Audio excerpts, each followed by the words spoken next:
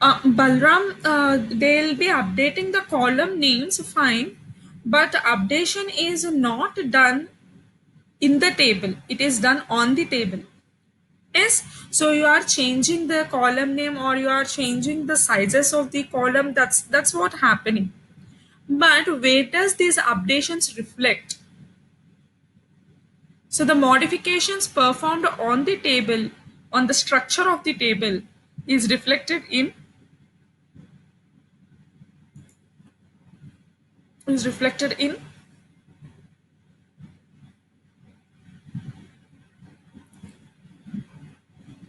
Did you heard about the term called data dictionary?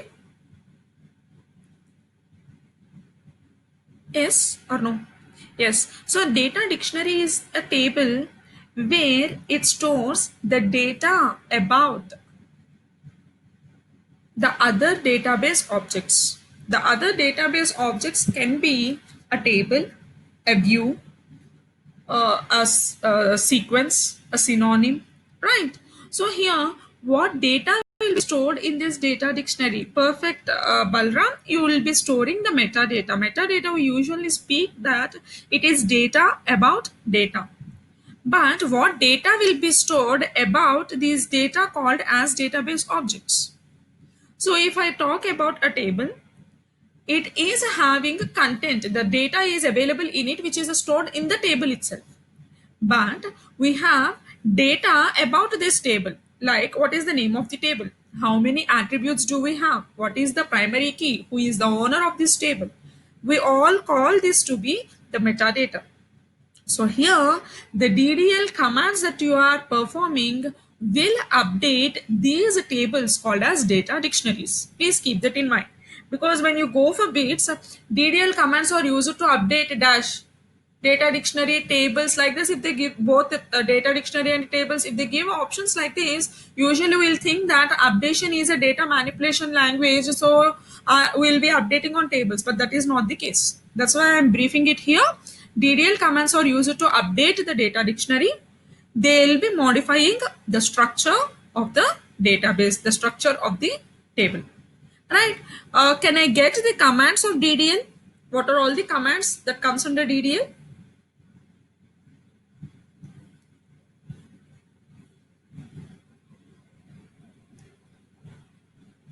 What all commands are available that comes under DDL?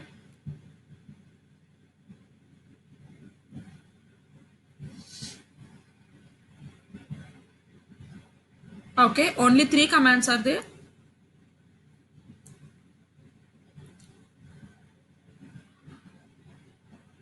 Kranti, update do not come under DDL commands, ma.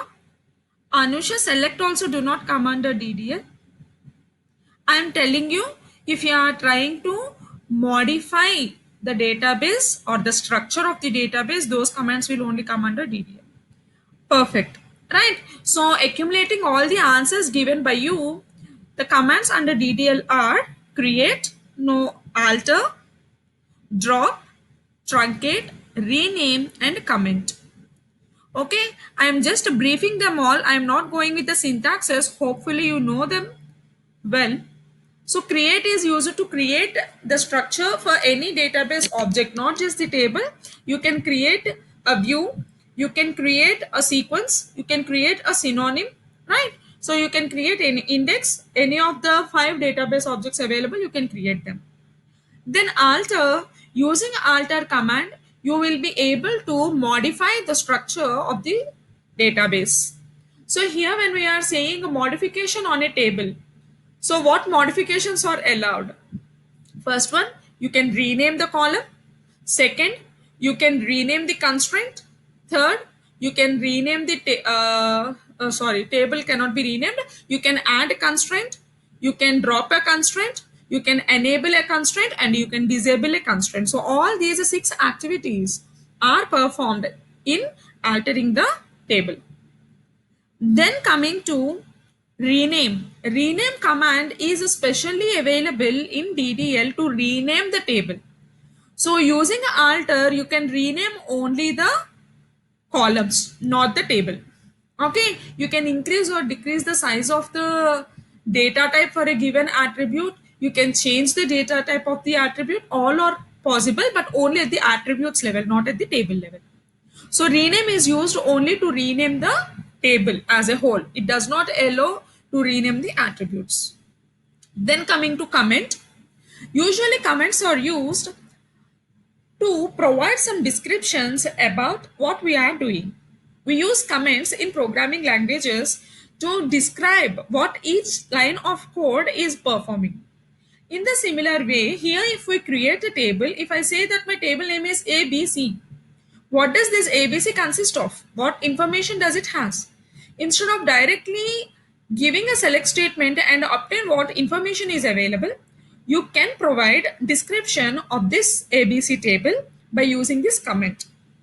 And using comments, you can provide descriptions both at the table level as well as at the attribute level. Okay, so to provide descriptions what the ABC table is meant for, you can provide that using the comment command. Then the next one, you have drop and truncate. So what is the difference between drop and truncate? Why two commands here? What is their purpose? Both drop and truncate are used to delete the table. Exactly. Along with the deletion of table, Balram, you are correct. The drop will delete the structure as well, along with the content. Okay, but truncate has a special feature where it drops the table along with the structure, but it can recreate the structure.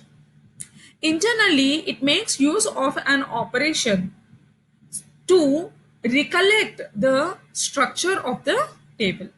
So in a truncate, you will have the structure retained back, only the data will be lost. So you may be thinking that as we are deleting the data, but the structure remains safe, it can come under DML. But a truncate do not come under DML because it is deleting the structure as well as recreating the structure. You are operating on the structure with the truncate. So this is the whole gist about the DDL commands. Then coming to DML, may I know what are all the DML commands available?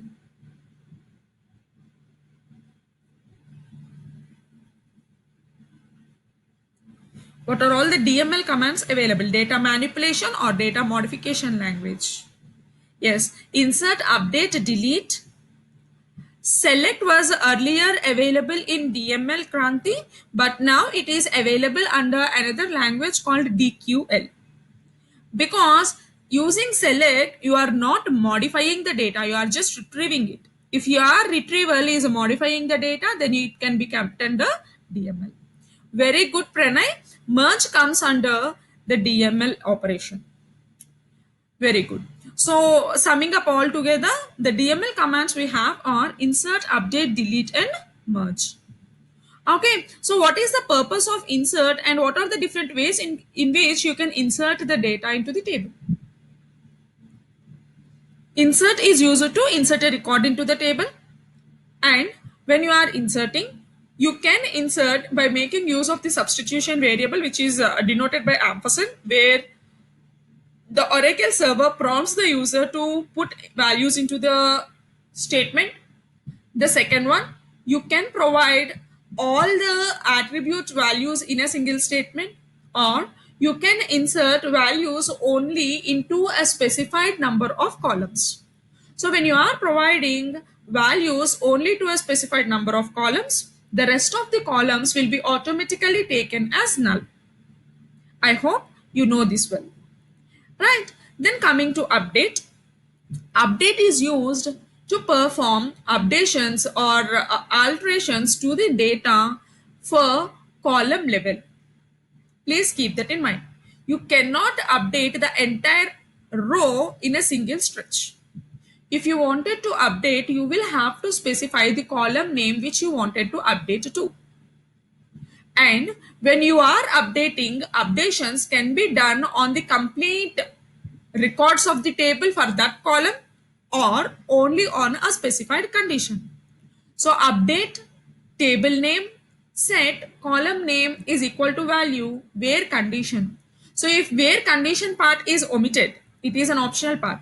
So all records of that particular attribute in the table will be updated to your given value. If where condition is specified, whichever rows satisfy their given condition, only those records for that attribute will be set value. Then coming to deletion, here it is different operation from update. When you are updating, you are updating a particular attribute. When you are deleting, you cannot delete the value of a single attribute. If you are deleting, the delete happens on the entire record as a whole. So if the syntax goes like this: delete from table name where condition. If where condition is omitted, the complete table details, the data in the table will be deleted. If you specify a condition, then what will happen? Only those records that satisfy your condition will only be deleted. Please keep in mind, you cannot delete the value of a single attribute. It is not possible.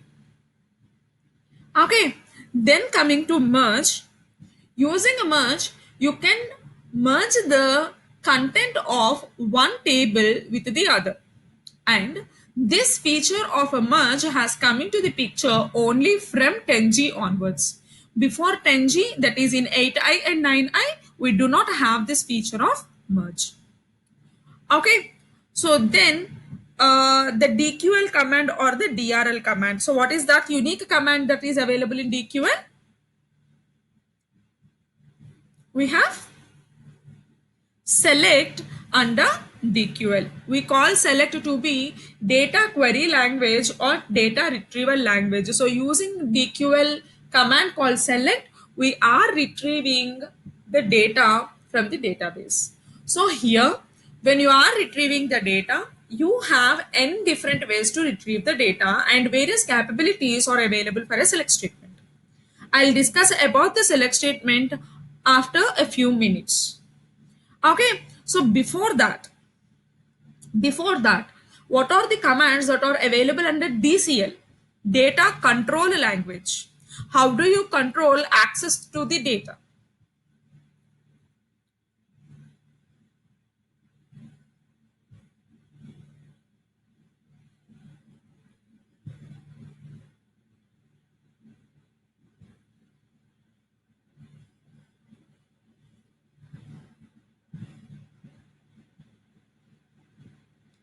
Yes, so you have grant and revoke. So using a grant, you will be giving permissions. So please here again keep in mind, when you are granting permissions, you can grant on the objects that you have created.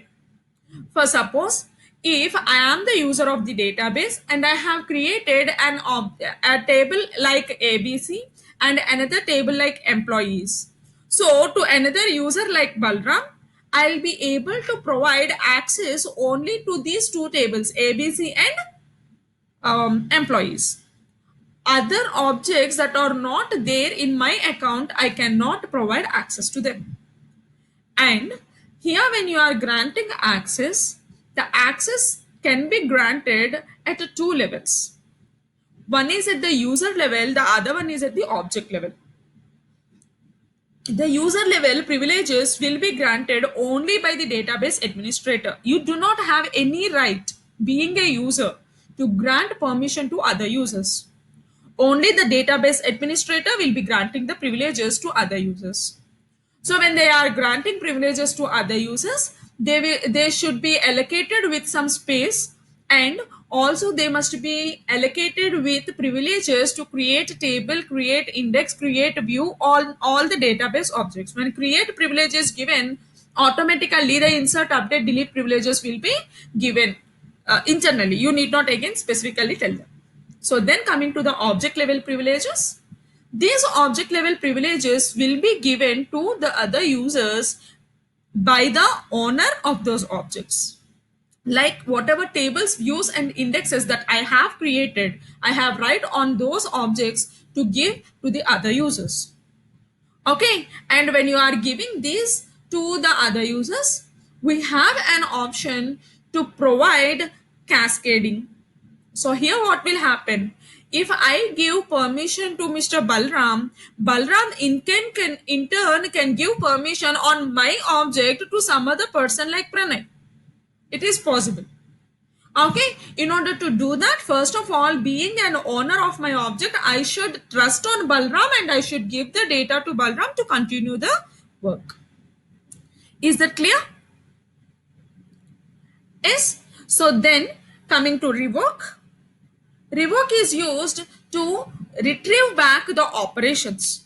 So if after some time you are no more employee of my organization, so I wanted to revert back the permissions from you. I do not want to continue the access upon my data. So in that case, you can revoke. So when you are revoking, if you revoke, you can get permissions from a particular user as well. You can make the command to work in such a way that that person who has given permission to other people can also be taken back. So that is the purpose of DCL. Then the next command is TCL, Transaction Control Language. So what are the TCL commands that we have?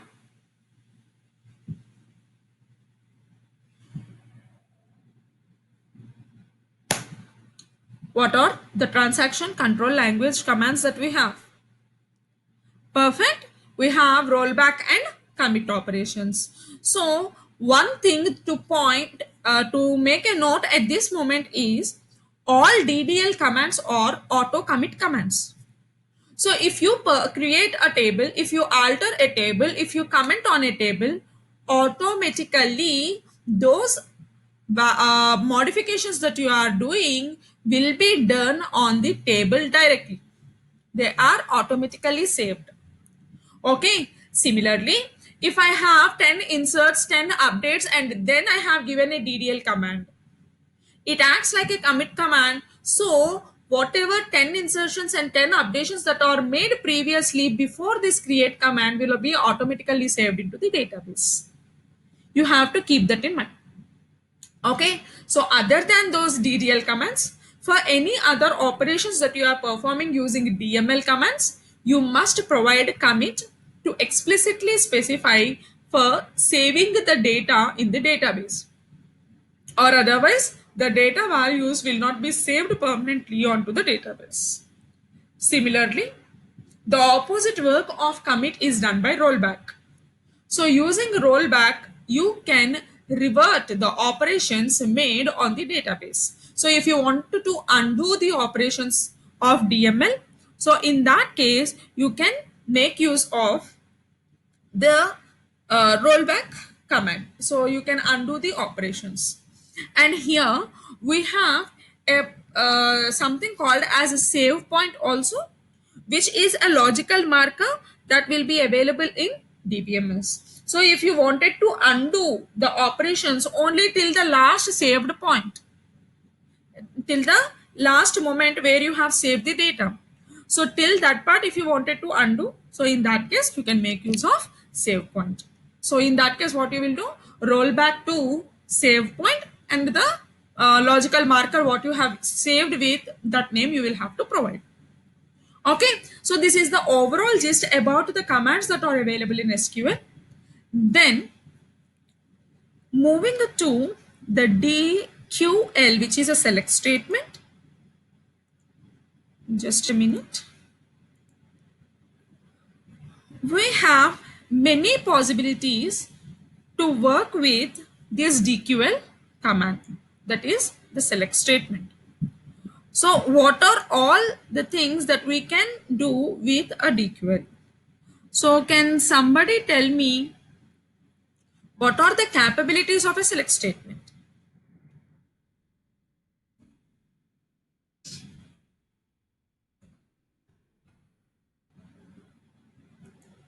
What are the capabilities of a select statement?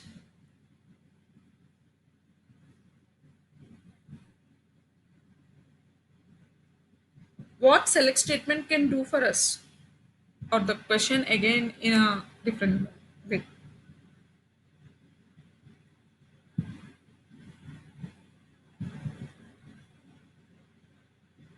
No answer from your end?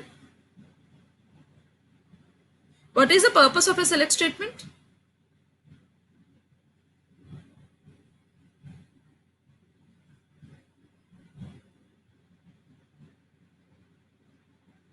To retrieve data from the table. So when you are retrieving data, what are all the things that you can do? First one, you can retrieve all the attributes or only specified attributes from the table. We call this to be projection. We can retrieve all the records or only some of the records. We call this to be selection. And while retrieving, you can retrieve from a single table or multiple tables. We call that to be join. So when somebody asks you what are the capabilities of a select statement, they are project, select, and join. Is it clear? Yes. So what are the different ways in which you can use a select statement? So here we are going up with the first one is you can use different operators in the where clause that you are specifying in the select statement. So the what are the mandatory clauses to work with the select statement? Can somebody respond? What are the mandatory clauses to work with a select statement?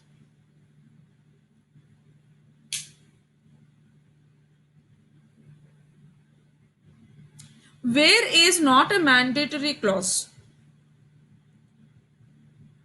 Yes, so you have only two clauses which are mandatory to work with a select statement. One is the select clause where you will provide all the attributes or some of the attributes or the expression to be evaluated, what values you wanted to retrieve. And from clause is used to specify whether on from which table you wanted to retrieve the data. So when you are retrieving the data, it could be from a single table or multiple tables. Okay, so where clause is an optional clause. Please keep that in mind. So the two mandatory clauses for a select statement are select clause and from clause. Then coming to the where clause. In the where clause, you can provide the condition or multiple conditions which will be restricting the selection of records from the table. Right? So we can make use of a different set of operators in this where clause. So what operators are available and what can be used in this where clause? Can I have a gist of the operators to be used in the where clause?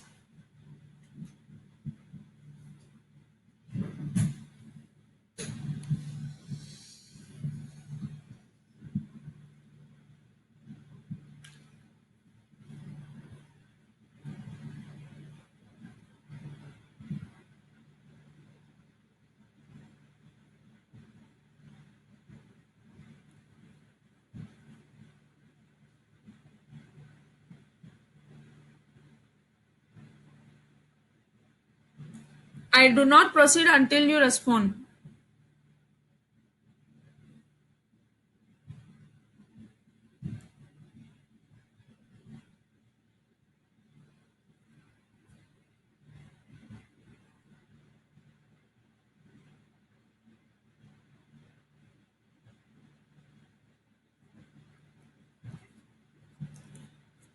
That's a good go, Balram.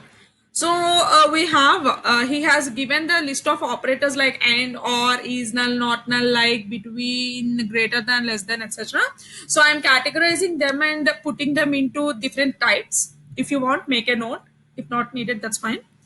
So the operators are arithmetic operators where you will have plus, minus, star, and slash. You do not have percentile as the arithmetic operator because percentile is a wildcard character in SQL. Then coming to logical operators and or not, and these logical operators are used for combining multiple conditions. Arithmetic operators can be used both in the where clause as well as in the select clause. Then the next set is comparison operators, which we also call as relational operators, where you have comparison with either a constant or with another attribute or with an expression. And these comparison operators are used in the where clause. So greater than equal to, less than equal to, and not equal to. Here equals to is a single equal to, not like in C language where you will have double equal to for comparison. Okay, so we do not have an assignment of data here in SQL. So directly equal to is used for for comparison in the where clause. Other than these three, we have SQL operators. So the SQL operators are again classified like range operator. So the range operators are used in the where clause in order to search for a range of values, and the operator is between and. It is a combinational one, between and. So after between you will have to only specify the lower limit, and after and you will have to specify the upper limit. Okay, and this range operator, that is between and, is an inclusive operator. So the lower bound as well as the upper bound are inclusive in your search. So if I'm searching for salary between 10,000 and 20,000, so you are searching for values greater than or equal to 10,000 and less than or equal to 20,000. Okay, so then coming to the second operator in SQL, we have like operator, which we call as pattern match operator. So what is the purpose of this pattern match operator, where you have like and not like? So like cannot work by itself. It requires the wildcard characters, which are underscore and percentile.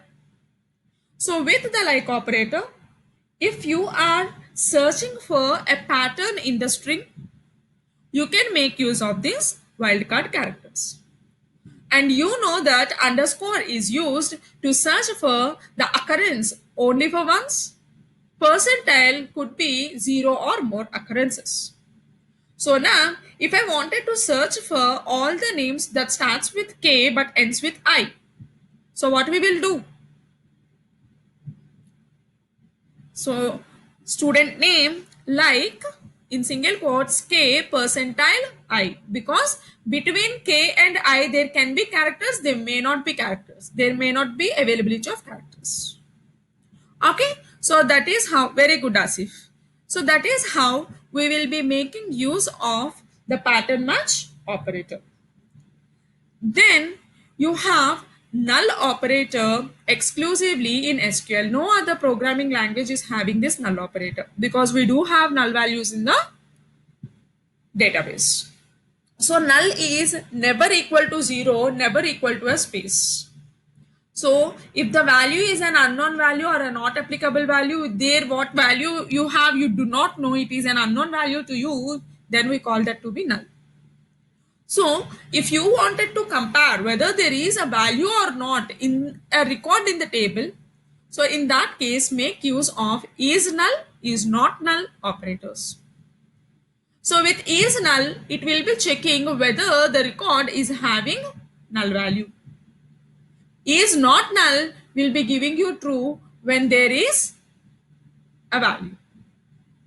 Is it clear? Yes. So these are the null operators that we have. Other than these, you have a quote operator. Quote operator is used to perform or to provide quotation marks in the to allow quotation marks in the text that we wanted to display. So this quote operator cannot be used in the where clause. It will be used only in the select statement. Select clause. Okay, so these are all the operators available in SQL. So some of them can be used in where clause and some of them can be used only in the select clause. So hope you are comfortable till that part. Can I move with aggregate operators? If you have any doubts, I can answer. You can post your question in the chat box.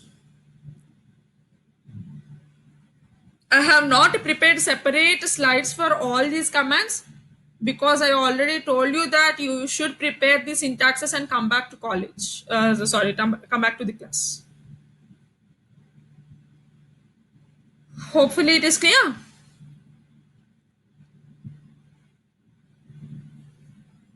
Other people have just turned on the session and they have gone. No response other than Balram. As if sometimes he is responding. Thank you, Pranay. Thank you. Yes, so going on with the next set of operators called aggregate operators. So these aggregate operators are also called as group functions. Why the aggregate operators are called as group functions? Because these aggregate operators will work on set of rows. The set of rows can be complete table at a stretch or can be groups of data. That depends upon the clauses that we specify. Other than the group functions, which are also called as the multi-row functions, multiple row functions, you have another kind of functions in SQL called as single row functions, where these single row functions will be applicable on single individual row of the table. And these single row functions are classified into number functions, character functions, date functions, miscellaneous functions, and conversion functions. And again, under number functions, you have ceil, floor, abs, powers, square root. We have many functions under number functions which will only operate on number kind of number data type attributes and will result you one output for one record. Okay, similarly under character you have substring, in-string, replace, find. I hope you remember all these. Right. And in date function, you have months underscore between get date, next day, last day. Yes. And then coming under conversion, you have two underscore number, two underscore char, and two underscore date. And in miscellaneous functions, you have functions like NVL, NVL2, coalesce.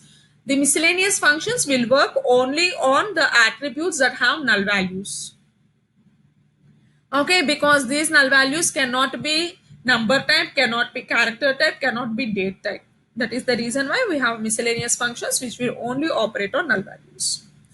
So any of these, whether it is a number, character, date, conversion, or miscellaneous, you will get output for each individual record in the table. Whereas the aggregate operators will be providing you output for a set of rows in the table. So if you are applying on the complete table, rows of all the table considered to be one single group, you will get only one output for the entire table. Okay, so here what are the aggregate operators that we have?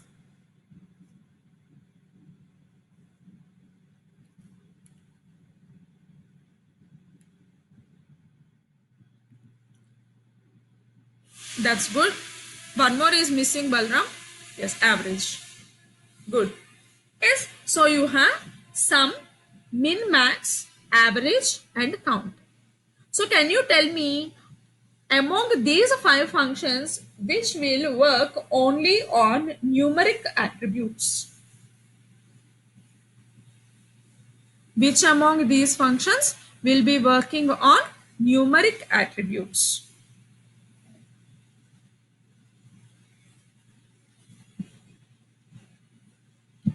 Only sum and average can work on numeric attributes.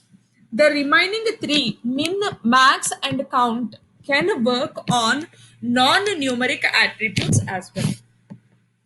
Yes, so you might be thinking, when if it is min and max, how can it work on character data? It depends upon the ASCII code of the characters that we specify, the values that are available in the data. Okay, and one more question. These aggregate operators, does they exclude or include the null values when they are operating?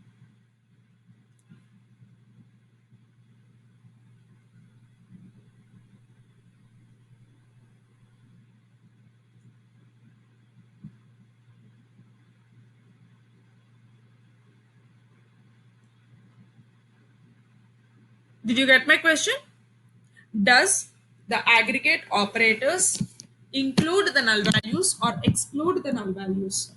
For suppose if I have a statement perfectly wrong, Balram and Asif, by default they exclude the null values. For suppose here I am considering an example.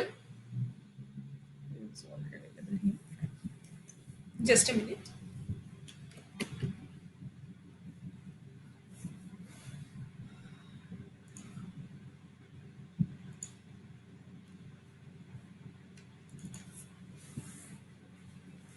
So observe the statement that I am writing here. Select count of employee name from EMP table. So if this is the statement, and in the E name I have values like,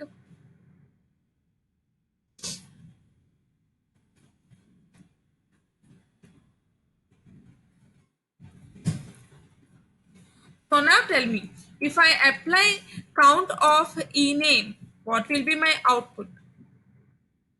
How many records will I get? One, 2, 3, 4, 5, 6, or 4? 4 or 6? It is 4, right? So all the aggregate operators that we have will be excluding these null values. They do not include null values by default. And only one aggregate operator that includes the null value is this one, count, when you are using this with star. Count of star indicates that star always indicates the combination of all attributes, and combination of all attributes in a table can never be null. You must have one value or the other. So that is the reason why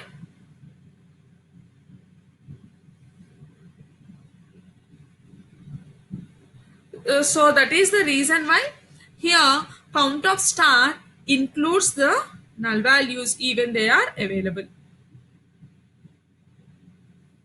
Is that okay? Yes. So these are the things that we will have to remind with respect to aggregate operators. And with aggregate operators, we have three more points to memorize. The first one is aggregate operators. When you are retrieving using the select statement, you cannot have an aggregate operator in combination with a non-aggregated column. For suppose here if I write select count of star, comma, department number from employee table. So this statement is perfectly wrong because the count of star will be providing you 4, but the department number will be providing you the values 10, 10, 10, 20, like this, right? So does this 4 belong to this or this? Right. As it is RDBMS, the data must be interrelated. There must be a value pertaining to this tuple in your table. So that is the reason why the non-aggregated columns where you do not have an aggregated operator, these are not allowed with these aggregated operators. Is it clear?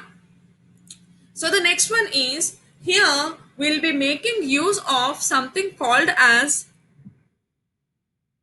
group by clause and having a clause. These are the two clauses that will come along with the aggregate operators.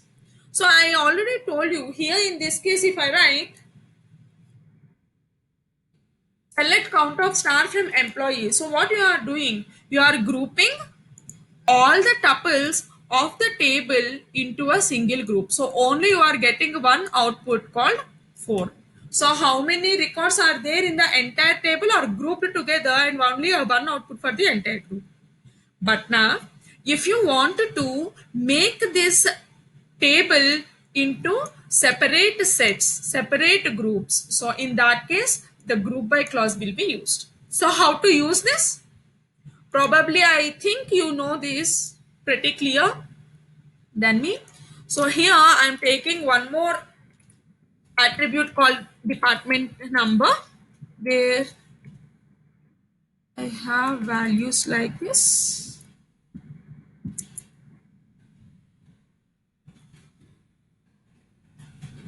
Right. So now what's happening here? What's happening here? If I wanted to group this table not entirely as a whole, here I am saying group by department number. So now what will happen? How many groups will be formed now?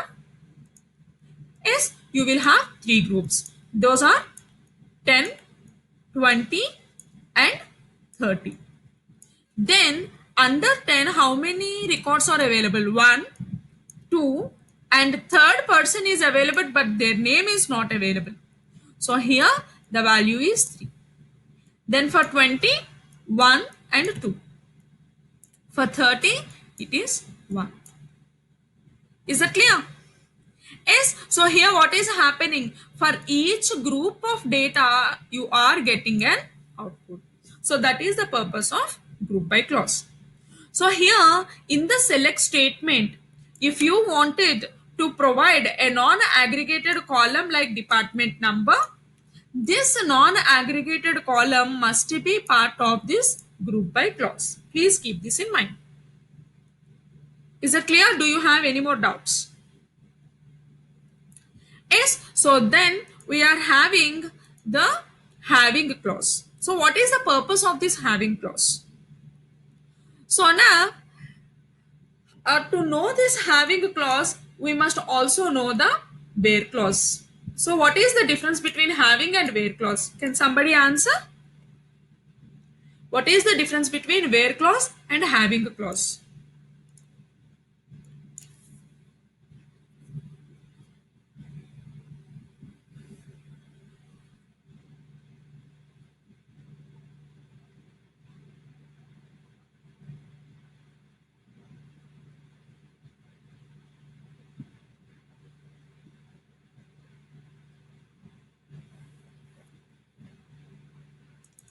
No answer from your end.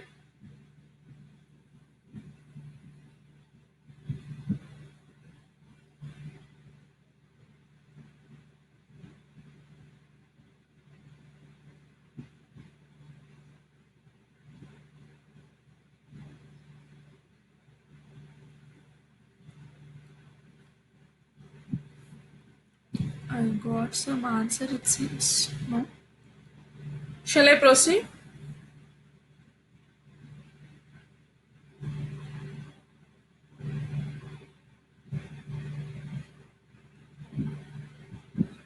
So no answer at your end. So let me go up with an example again for better understanding. What is this? Here. So now I'm writing a statement like this. Select like star from EMP where department number is equal to 10. Department number is equal to 10. So now when you are writing this where clause, what is happening with where clause? The where clause will search for the value in each individual row, compares department number whether it is equal to 10 or not with each individual row. And finally, you will get YKB, SK, and no name. These three records will be obtained. So, what is the purpose of where clause? Where clause is used to restrict the values by comparing with each row in the table. Is it clear with where clause? Similarly, the having a clause is a combinational clause with group by. So here if I am using an having a clause, so what will happen now? I am changing the question. Please observe. Clear? So here, select star from employees having count of department number greater than 2. If this is the case, now what will happen when you are using the having clause? Please observe. You wanted to display the details of all students, all employees. But what is our condition? It is working on the aggregated value. So now what must happen? Count of department number will be giving me the 10 to be how many employees are there? 3 employees. Then for 20, 2 employees are there. For then 30, you have only 1 employee. So you have got this aggregated data. So on this aggregated data, it will check whether it is greater than true or not. So only in this condition it is happening. So again your output will be YKB, SK and this null record, because we are trying to retrieve all the employees details, all the details, but only whose department is having employees more than two. So this is how you are obtaining the result. So what is the difference between the where clause and a having clause? Where clause is the one which is applicable on each record in the table, whereas the having clause is applied only on this grouped data. That is the difference between having clause and where clause. Is that clear now? Can I get a quick confirmation? Shall I proceed?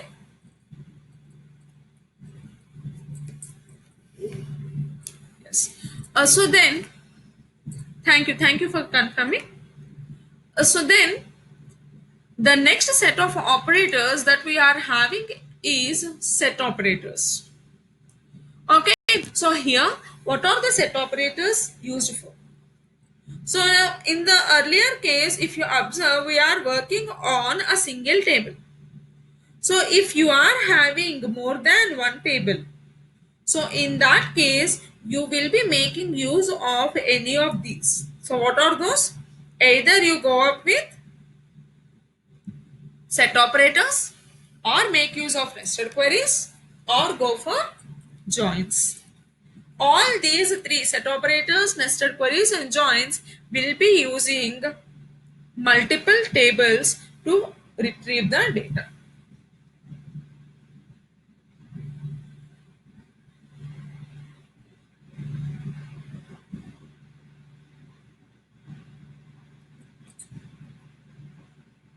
So among them, coming to the set operators, can I get a clarification? What are the set operators available?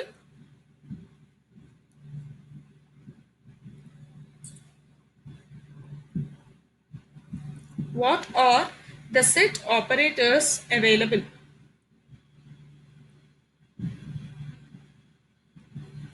Union, intersect, difference we call here as except or minus. Okay, we should not call difference. Difference is available in sets but not in DBMS. Okay, so along with all these three, you have one more combo with all: union all, intersect all, except all. So the things again to remember, the points to remember with these set operators are: all the set operators are called as the queries. The select statement written with set operators are called as compound queries. These are not normal queries, they are compound queries, as each query is having a combination of subqueries. Okay, and then the second thing that you will have to remember is, by default, all the set operators exclude duplicate values. So if you give union operator, if there is a same record available in both the tables, so in that case it will give you only one occurrence of the table. Okay, so then coming to the next one, when you are retrieving the data using these set operators, the number of attributes in both the select statements must be same, their order must be same, names can be different. Is that clear? So here if we have a select statement like this, just I'll go up with an example to understand better. So here if I write select ename, comma, department number from employee, union, select ename, comma, department number from locations table. So now what this will provide you? The first one is providing the employee name and department number from the employee table. They may be working at different locations and some data may not be available in the employees table. So you are trying to obtain employee name and department name from the location table. So here this is first query, query 1. and then this second one is query 2. As you are composed of two queries, we call this to be the compound query. Here if you observe, the number of attributes are 2.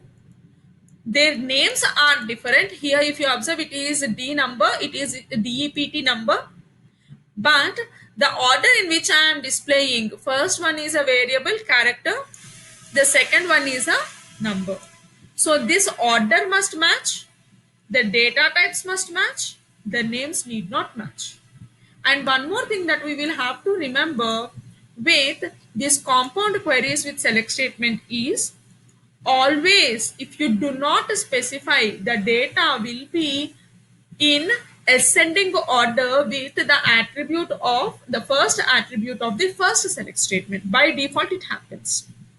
Okay, the data is ordered by the first attribute of the first select statement in a set operator. Okay, and the output will have the attribute titles to be the attribute names of the first select statement. These things must be there in our mind regarding the set operators. So is that clear?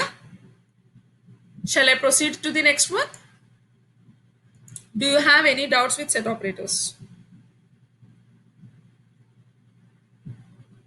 Because I'm only briefing up. I'm not giving in detail explanation of anything. Is that okay? Shall we proceed to nested queries? Yes. Yes. Thank you. So the next one is nested queries. So when do we use these nested queries? Here I have written nested queries. So here, when do we go for a nested query? Even though these are working on different tables, the set operators, nested queries and joins, each one of them have their own specific purposes. So with these set operators, you are writing multiple select statements where you are directly operating from different tables. And if you observe, you can retrieve the attributes accordingly. But if you have an unknown condition, I'm sorry, the spelling is wrong. If you have an unknown condition to be evaluated, in that case only we will be making use of nested queries. Please keep this in mind. And for a nested query, the mandatory clauses are three: select, from, and where. Okay?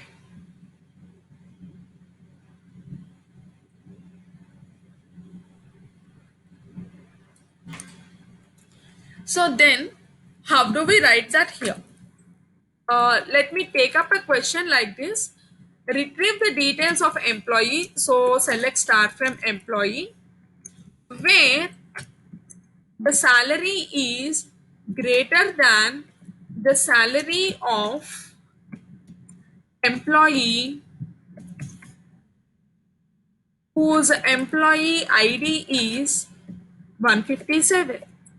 So now what is the unknown condition here? We do not know the salary of this employee 157. So in order to obtain result for this 157 employees salary, you require this subquery. Yes. So and this subquery can be used in the outer query. So we require three clauses: select, from, and where. Within the where clause on right hand side, the subquery will be available. And the points to ponder here are, always the first one, subquery must be specified only on the right hand side of the comparison operator. First thing. Second thing, the subqueries must be specified in parentheses. Third thing, subquery executes first and the output of the subquery is given to the outer query, and for each row in the subquery, the outer query gets executed. Okay. Then the next one that we will have to remember is, if the subquery gives you a result of null. Even in that case, this null will be compared accordingly and the outer query will be providing you the result. Is that clear? So these are the things that we will have to remember with respect to the nested queries. And in these nested queries, we'll be making use of relational operators, and other than relational operators, we'll be making use of greater than any, greater than all. So it could be greater than or less than, that's up to you. Let me write like this. Greater than any, less than any, greater than all, and less than all. So in which cases do we use them? Yes. So if your subquery is retrieving you more than one value, so here I am changing the question from employee where employee name is equal to Raj. So now what will happen? Here in this case, if you observe in the employee table, there can be more than one Raj as well. So now one Raj is having a salary 100, another person is having a salary 200, another person is having a salary 150. All these three people have the name Raj. So now how to check this? If I write greater than 100, so whether this greater than, because always greater than works with one value, so now this greater than should be with 100 or 200 or 150. Isn't it a question?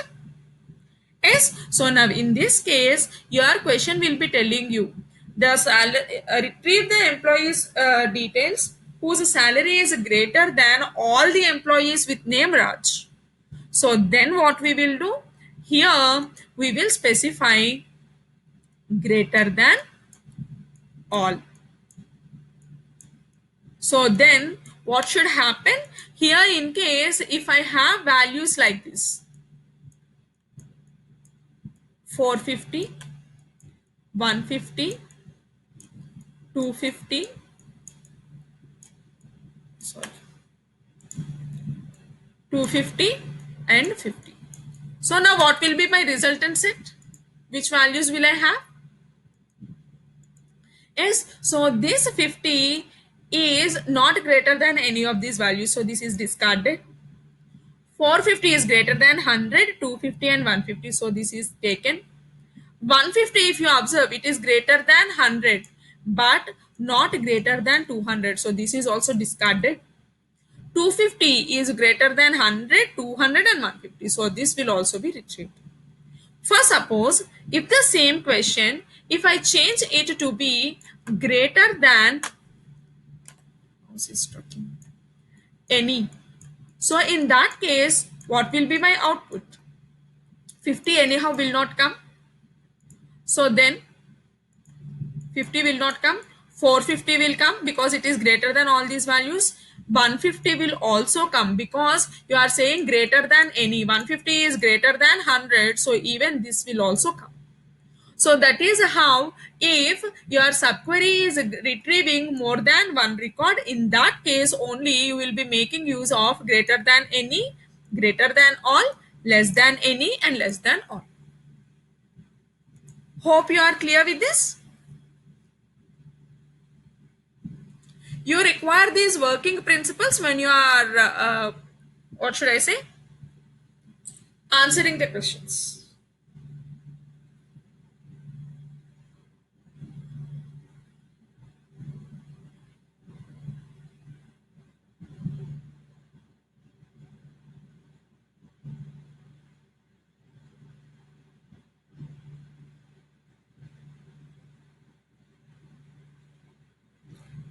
Shall I proceed? Do you have any doubts?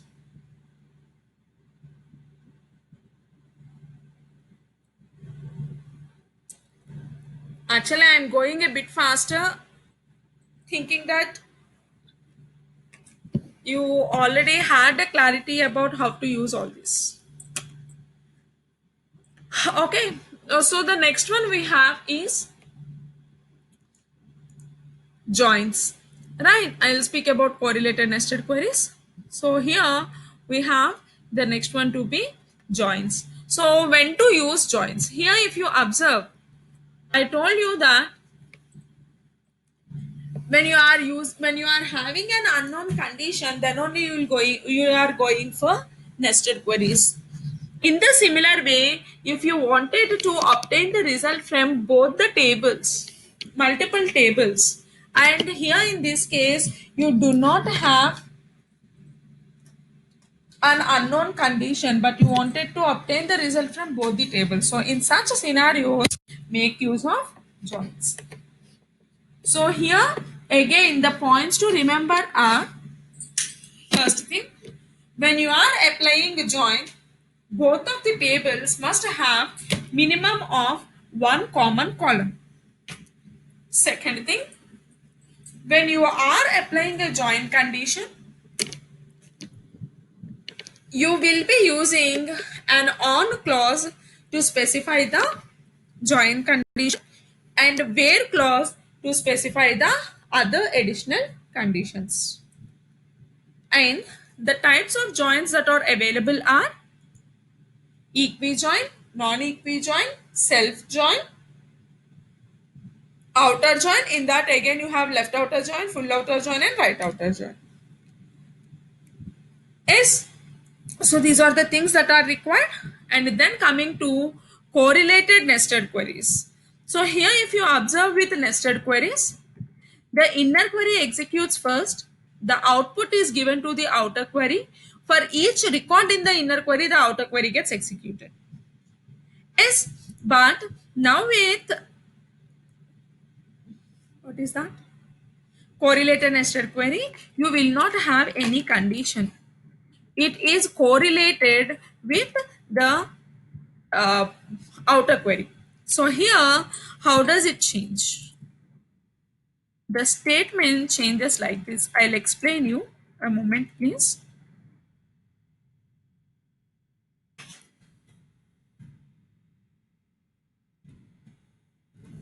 This is how the statement changes.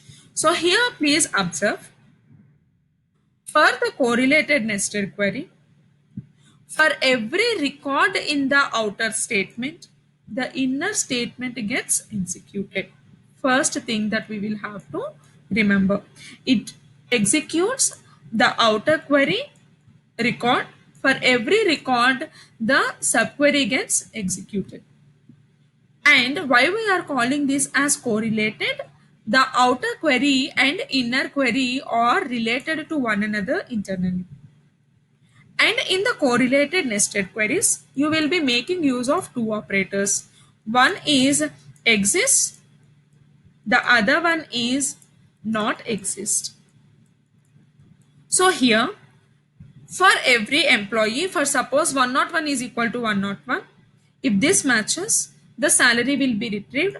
As you have retrieved, your inner query is giving you true, the outer query will be retrieving you the output. If inner query like 101 is the employee being retrieved internally, but outer query is giving you 102. So as these do not match, you will get false statement. Internally, the salary will not be retrieved. Whether you are retrieving salary or not, that does not matter. Whether you are obtaining some records or not, that matters. If you are obtaining a record, it gives you true. If you are not getting any record, it gives you false. So if your inner query is executing for every record in the outer query, if it is true, that particular record will be displayed. If inner query is false, that record will not be displayed. So these are correlated to one another. The inner query and outer query are related to one another. Is it clear? So this is the complete gist of SQL. I have not taken the concept of views here. Hopefully you know about views. And I did not see actually questions on views in the gate, so I have not focused on it. If you have any doubts, we can see at a later time. Okay, so as it is already 3:20, let us go up with the knowledge check on these topics that we have discussed. Shall we proceed? Will you tell me the answers?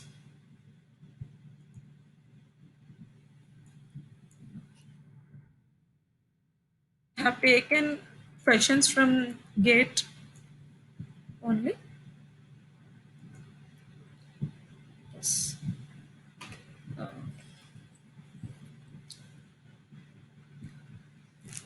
my mouse is striking. Yes. So the knowledge check is starting. Please observe the statements here. I'll be waiting for 2 minutes. Read the question properly and tell me which of these four statements are true. So we have just discussed about group by and having clause. So think and tell me. Please do not Google out because it is a test for our brain, our knowledge, not for Google. Google knows the answers.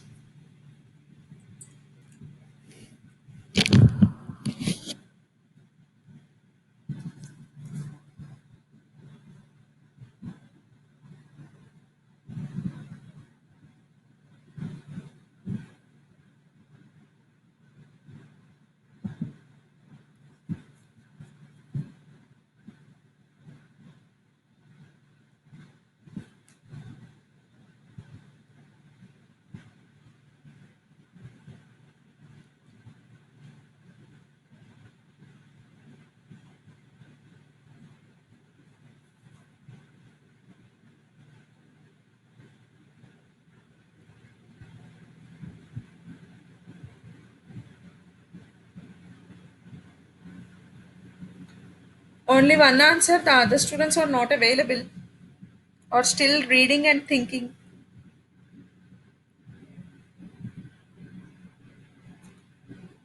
So I am reading out the questions for you, options for you.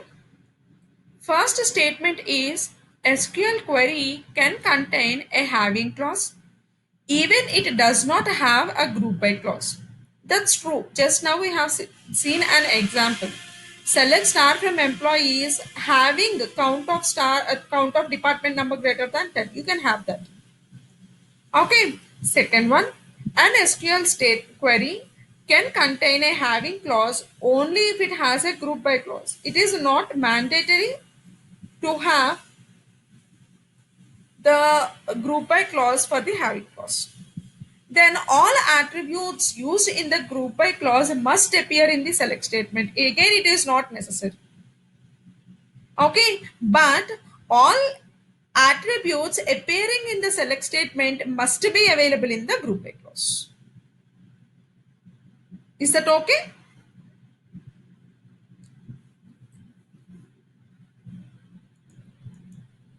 Yes. So the answer is B, where you can have a statement only specifying the having clause without the group by clause. Okay. Is it okay, Balram? You opted like Q and S. So it is not mandatory, it is not necessary to have the group by clause to have an having clause. Having clause can work individually. Fine. Shall we go for the next question? Yes. So here is our next question. Please observe the question properly. Here in this question, you are given three tables separately. Then they are asking you for how many tuples will be resulting as a result of the given SQL query. So first of all, observe what kind of query statement is it? A nested query, a correlated nested query, join. What kind of statement is this? I need an answer.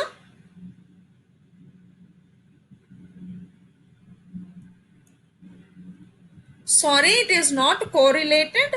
If it is a correlated nested query, two things must happen. Here, there should not be any relational operator. You will have either exist or not exist. The second thing that will be there is in the internal query, you will have a reference to the external query. Okay, so it is purely a nested query because you have relational operator. On right hand side of the relational operator you have parenthesis. Okay, so why am I asking this question? To know whether the external query executes first, outer query executes first, or inner query executes first. Because it is a nested query, inner query executes first. So now think and give me the answer. I'm minimizing the window. Observe the query and tell me how many records will be displayed.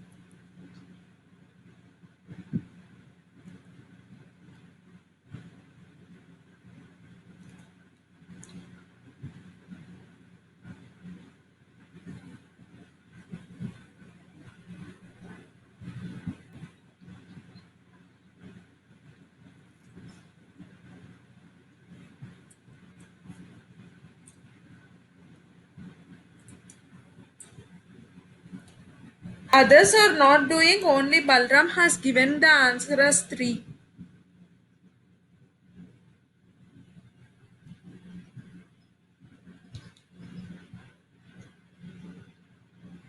So let us see whether 3 is correct or not. Even I am not revealing the option. I'll also do here. So what is their question? Inner query must be executed first. So check for the name called as Arun. So here, how many records do you have in this table B with name Arun? Can you respond? Asif or Pranay or somebody else? Chandra?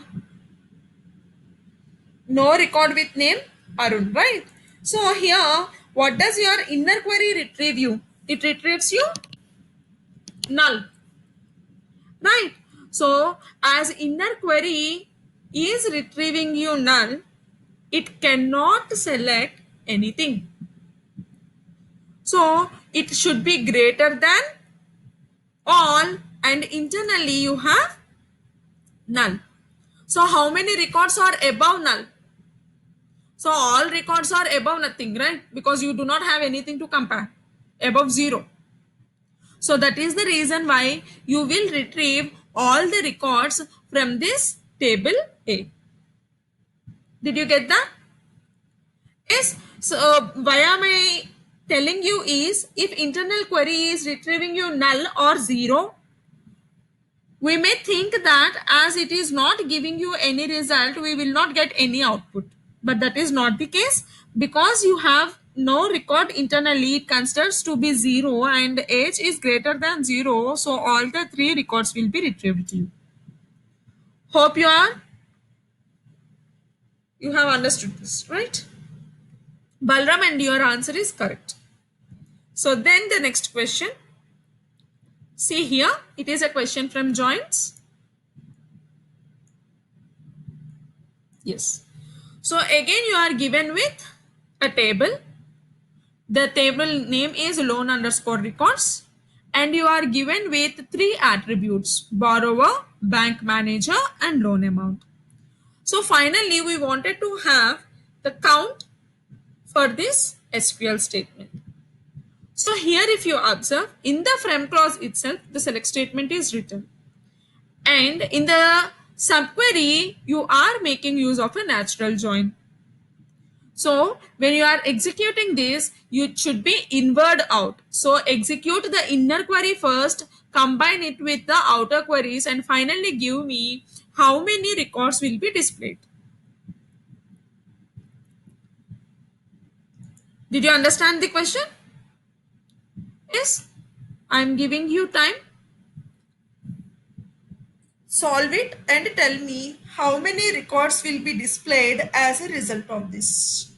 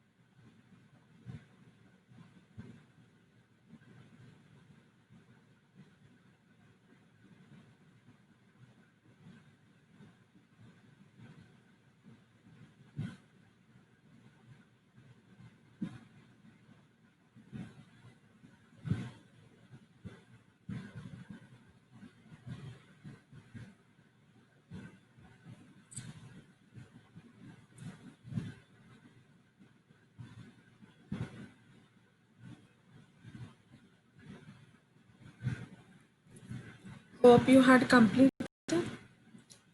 So there is a clash. Balram has given 5 and Nasif has given 6. So let us try to solve this. Shall we proceed? I hope the answer is 5. I have also solved just now. So let us see why it is 5 and why it is 6. So here I am taking the same example. For our understanding sake, I am writing here. So the inner query must be executed first, right? So first of all, the T table will be created. So what will be the records in this T table? Bank manager and the loan amount, right? So from bank manager and the loan amount, you are retrieving all the data. So Sundar will come, Ram Gopal will come. Again, one more Sundar is there. Yes, and their loan amounts are also retrieved. So here 10,000. Then for Ram it is 5,000. Then for Sundar again it is 7,000. Fine. This is the data in P. Then previous to this, in the outer subquery, you have one more select statement, and that is the resultant as S. So in this S, what data are we retrieving? Borrower and bank manager. So borrower is Ramesh and bank manager is Sundar again. So then the second person is Suresh and Ram. Then the third person is Mahesh and Sundar.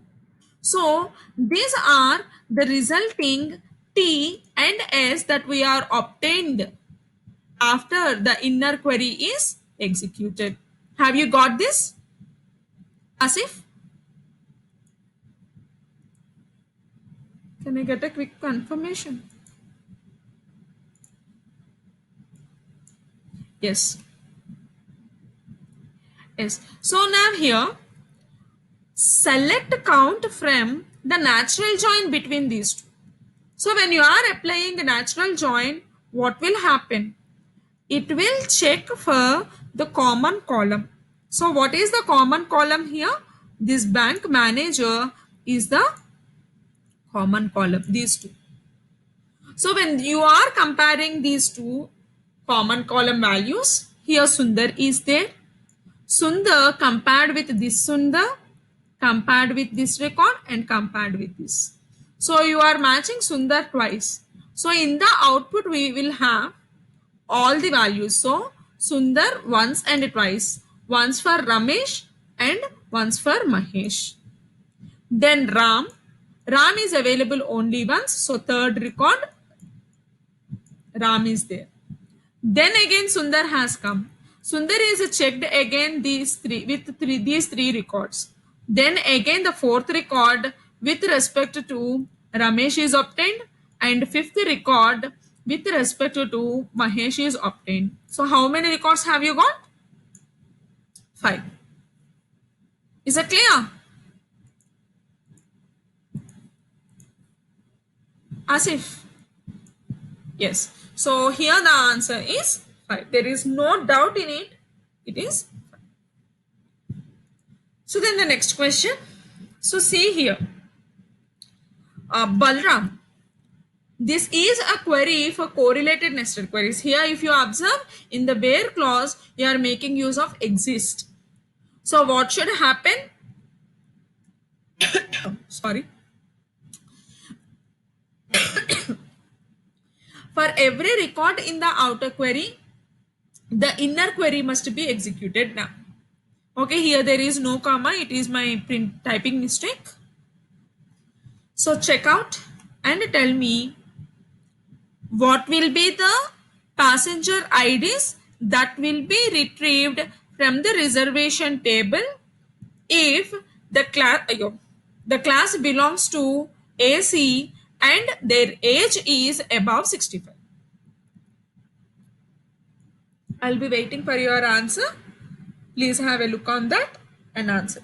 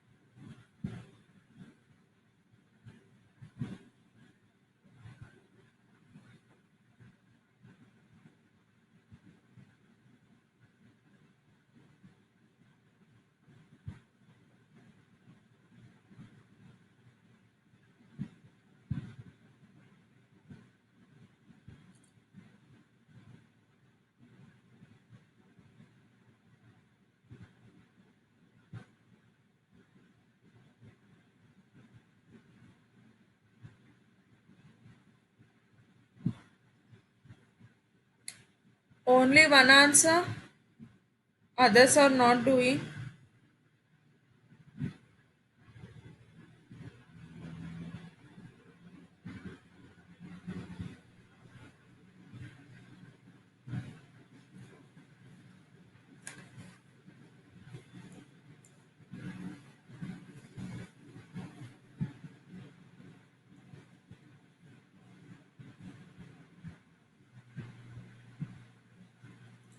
Asif, Pranay,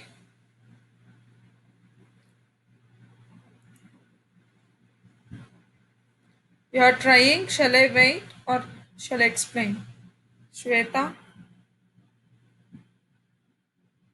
Asif has also told 1 and 3. So, do you require explanation for this? The answer is correct anyhow. It is 1 and 3. If you understood, we'll go up with the next question.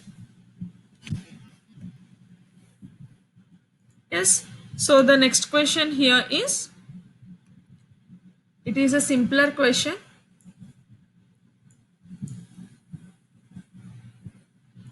They have given you two statements. One is on create table syntax. The other one is foreign key declaration. Which among the following statements are true?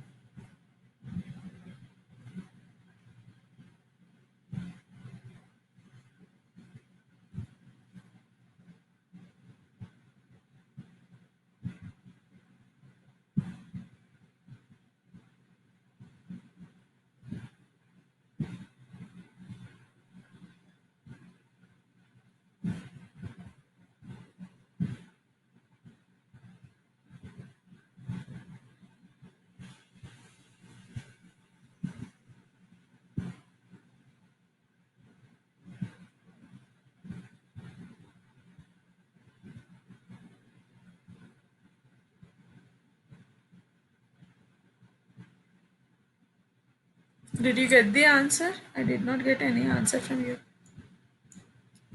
It is C. Is it correct?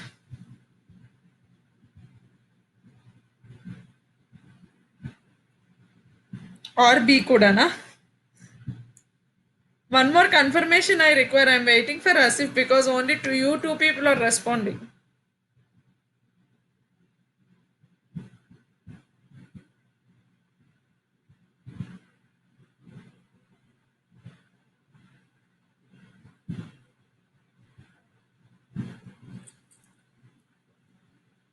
You are confused. I can explain. Okay.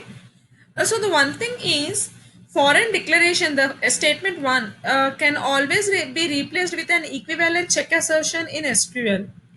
You will have to keep thing in mind. Check conditions are mentioned only for business rules. So if you wanted to check whether balance is above 10,000, whether ATM is existing or not, if certain condition is there, and when you are performing insertions or updations, you wanted to validate that condition before performing a DML operation, then only check condition will come into the picture. Then coming to foreign key constraint is always used to establish relationship with other tables or with the same table. So now in that case, the foreign key declaration can never ever be replaced with a check constraint. Okay, so your first statement is false because they are saying that you can replace it. Then the second one, yeah. Then the second statement, given the table are A, B, C are the attributes where A and B together form the primary key. The following is a valid table definition. So in R, you have a composite primary key.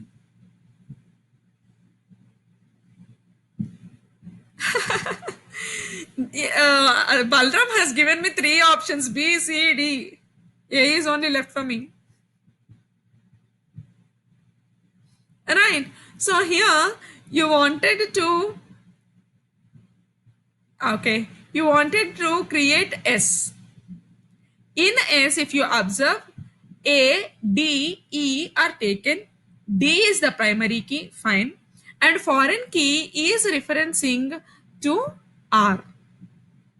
So which attribute in R will be referenced here? That is our question. That depending on that, our answer will be available.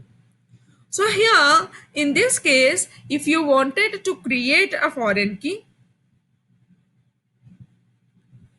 then you should specify, because if you have directly the for a primary key, if you specify references R will directly lead to you only to the primary key. But here in R you have it to be a composite primary key. AB is the key. So in that case here references R is not sufficient. References R in brackets you have to specify A comma B. Then only the statement can get executed properly. So that's why he is asking you whether it is a valid table definition or not. So it is not valid table definition. So the answer is D, both are false. Is that clear, Asif?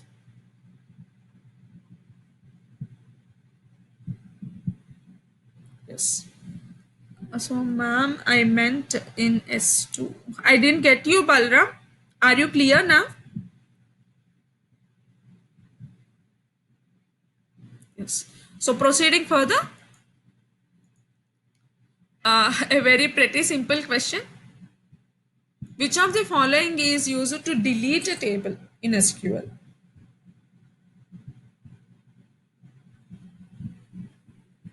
Yes, it is drop. Thanks, Pranay. At least you have responded for this question.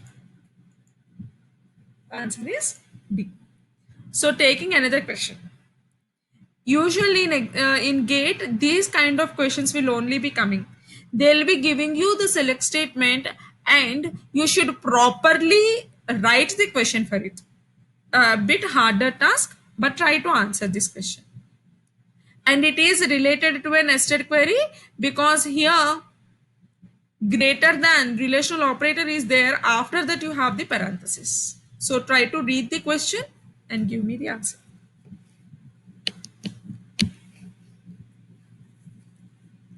Always execute your query if it is a nested query from right to left so that you can frame the question better.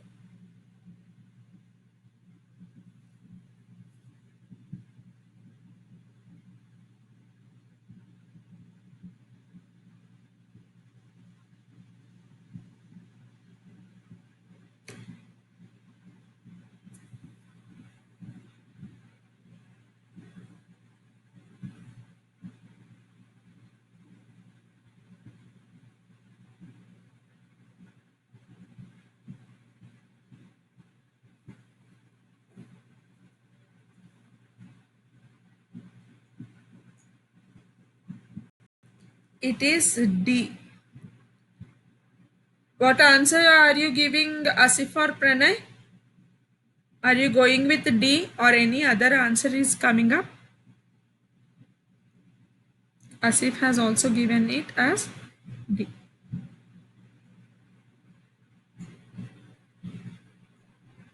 So here, observe your select statement. So you should be going from right to left. So what is your first inner statement?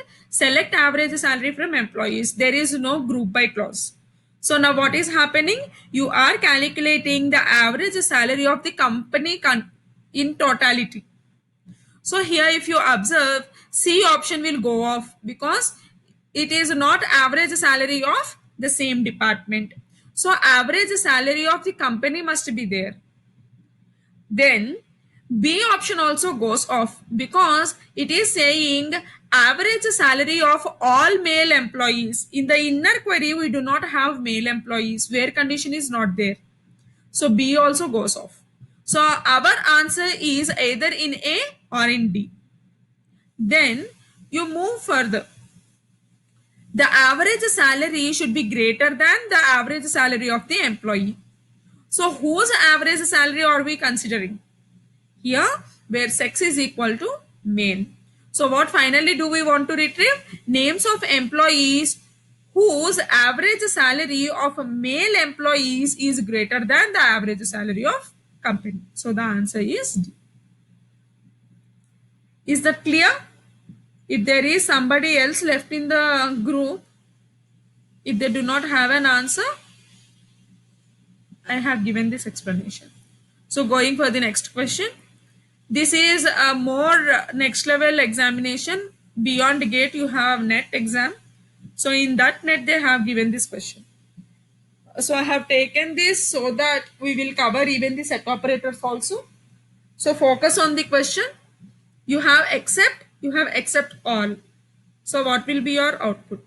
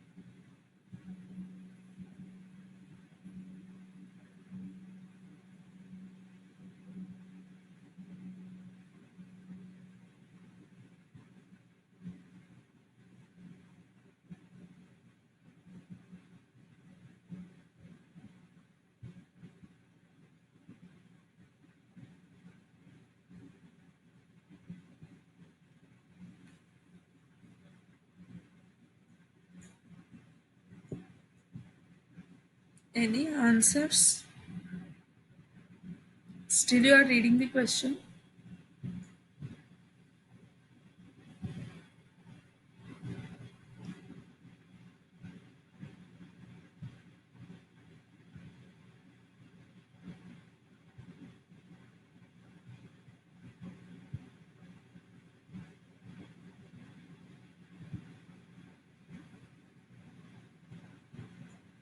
No answers from your end. Shall I explain? Okay, Balram has given it as 1 and 1. Any answer from you, Asif?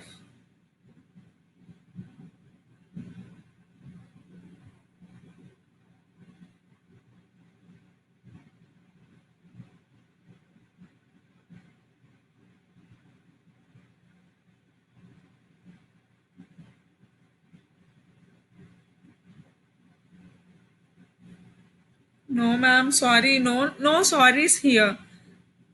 Just we are trying to solve them out and observe how it can be resolved so that in examination it helps you. I don't know even answer. I should check whether it is 1 and 1 also, Balram. So here, let us try to understand this statement. The purpose of except is just like a difference operator. So your output must be available in the first select statement but should not be in the second select statement. Okay, so let us execute this first SQ1.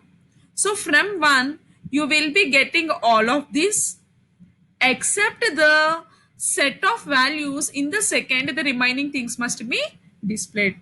So let me write here what will all be these tuples. So it must be there in 1 but not in 2. So you have 2 comma 5. Yes, then 1 comma 6 is there. But here if you observe 1 comma 6 is even available in 2. Here it is there. So you cannot write that. Again 1 comma 6 is there. Here also 1 comma 6 is there. So again you cannot write that. Yes. So then you have 1 comma 6 here. But you do not have it here. Right. So can we write 1 comma 6? Then 4 comma 8 twice it is occurring. Right. So how should we write this? 1 comma 6 is not available. Sorry, it is already available in 2. Only 2 comma 5 will be retrieved. Then except all. So what is the purpose of except all? Except all will include the duplications as well. So 2 comma 5 anyhow will be displayed. But here if you observe 1 comma 6, only 2 times it is visible in the second set. The third time it is not visible. So here we can write 1 comma 6 because the third time it is not visible in the second set. And 4 comma 8 two times anyhow it is available. So how many records are getting displayed? One record in the first set, one record in SQ1, and two records in SQ2. So that is the reason why here it is D 1 comma 2 but not 1 comma 1. Did you understand that? Yeah. Thank you. So let us go up with one more question. It is also similar to that, but it is on joins now, full join and inner join. So observe the tuples given from R and S. Then apply SQ1 and SQ2, which are two different select statements, and obtain the number of tuples after executing these statements. So how many tuples will be retrieved as a result of SQ1 and as a result of SQ2?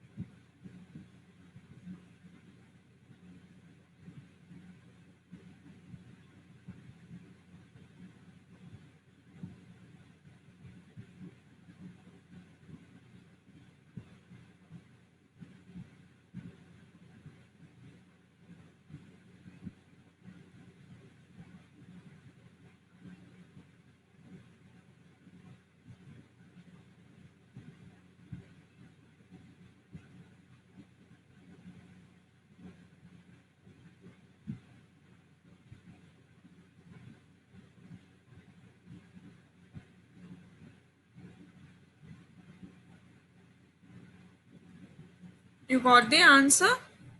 Still working on it? D or C? Sweta. Finally, you gave me an answer. One for one question, Pranay has answered. For one question, Sweta has answered.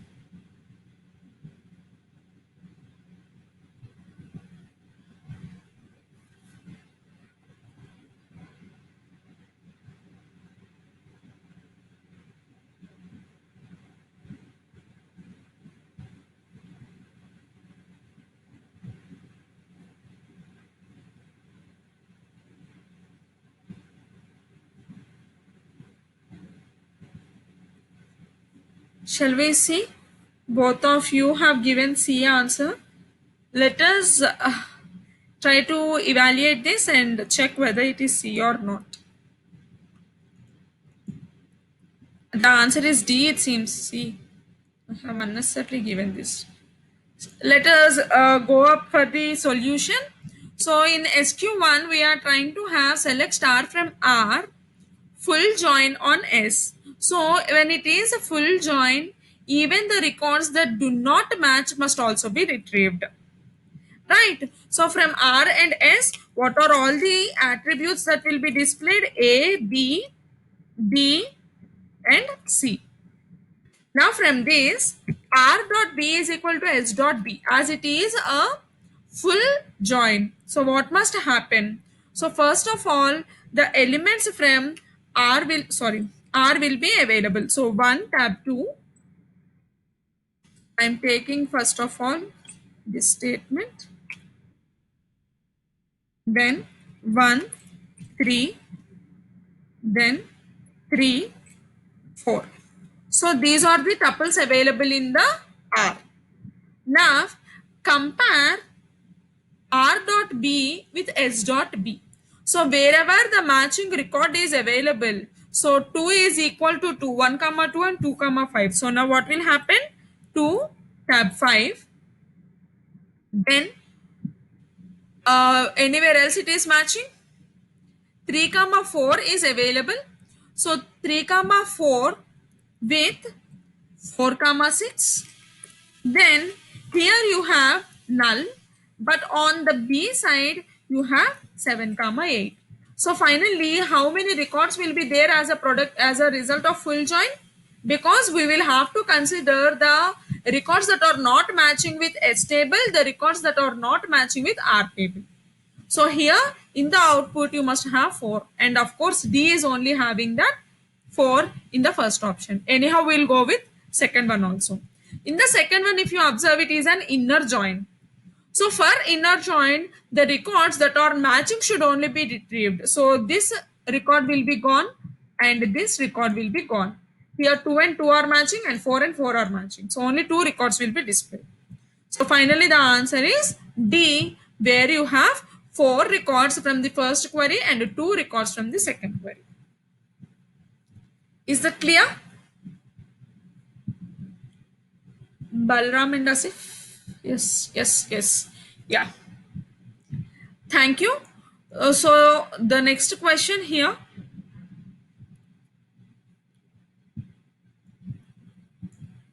So A, B, C, 3 queries are given to you. If the SQL queries A and B are returning 10 rows and 7 rows in the result set respectively, then what is the possible number of rows returned by the query C? So here you will have to apply union on the result set. Please observe carefully the queries and tell me.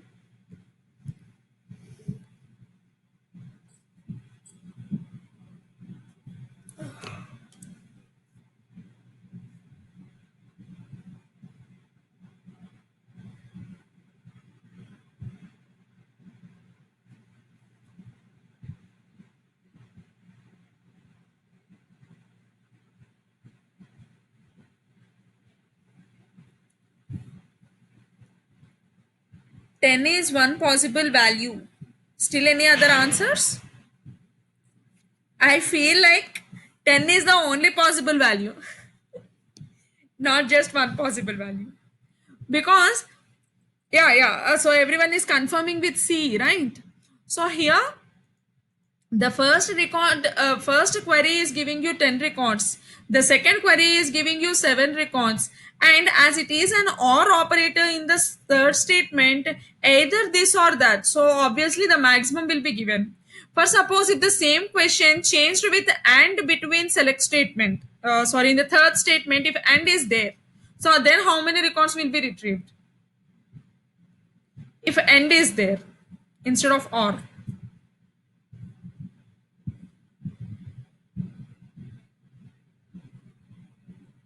Did you get my question?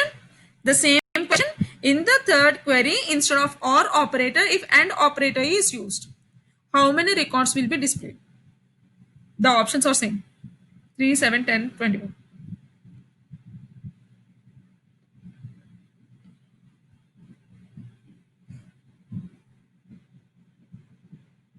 No, it is not 10 now. It cannot be 10. Exactly, Sweta, it is 7. Right? Why it is a 7? Because when you are using and, it must be an intersection of records. So there are 10 records that are above age 21. There are 7 records that are above age 180. So how many records will be there which will have age above 21 and height above 180? Obviously 7. The intersection part is 7. Am I right, Balram? Yes. So very good. So it is answer C. So this is the last query for today's session. Please have a look on that. You are given with two tables. A select statement with aggregate operators is used. Here no options are given. You should only tell me how many records will be retrieved.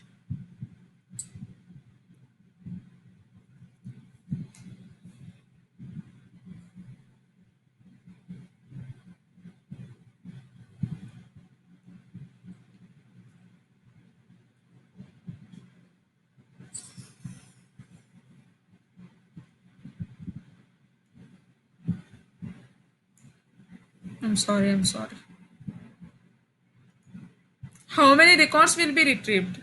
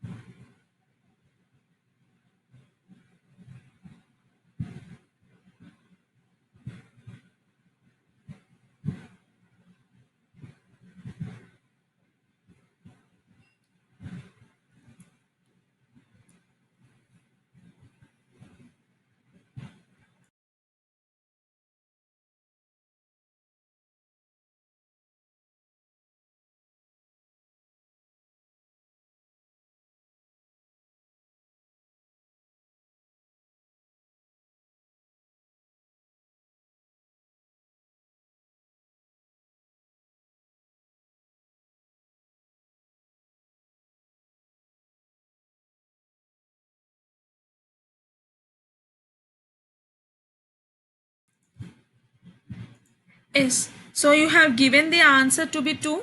Is that really so? Have you checked it? Yes. So here group by student name is happening. So from the student table, group by student name, so you will get two records. One record for Raj, one group for Raj and another group for Rohit. Then you will have to check this roll number with this. So here if you observe, one you have maths and English. For Rohit you have maths and physics. For the roll number 3 whose name is Raj, you have English and math. You add up these marks. So finally you will get the result as 80 plus 70 plus 80 plus 80, which are all marks of Raj. Whether it is roll number 1 or 3, we do not bother because he is not asking that. So then coming to Rohit, you have only two records, 75 plus 65. So the answer would be 2. One group for Raj and one group for Rohit. I hope that you all understood the concepts of SQL. I have given an overview and almost all the important concepts are covered here in the form of gate questions. And here I am considering only the previous gate papers so that you will also be knowing the toughness of at what level they are asking. Okay, so that is all about today's session. Thank you so much. In tomorrow's class, we'll be discussing about relational algebra and relational calculus. And I request you to go through the operators that are available. As today, tomorrow also, I'll go up with only the gist of writing a relational algebra and a relational calculus expressions, and we'll go up with examples, because in examples usually with relational algebra and calculus they'll be giving a select statement and asking us to translate into a tuple relational calculus or a domain relational calculus statement, or otherwise they'll be giving you the calculus statement and asking you to frame the question for it. Yes, so how to do that? Let us focus much time on the bits.